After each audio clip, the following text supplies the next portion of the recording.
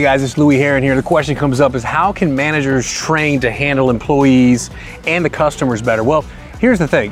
Whether you're a salesperson or you're a manager, we are no different. Whether you're a general manager, we are no different. Whether you're a dealer principal, we are no different. And what I mean by that is all of us have to grow. All of us have to get better. If you want to know how to handle your employees better, managers, you just got to grow. You got to get better. You got to start looking at all the things that you need to do to work on it from a leadership perspective, right? The same thing for your customer base, right? What are the things that are working in your dealership? What are the things that are working well? What are the things you get surveys? We know exactly what's going on.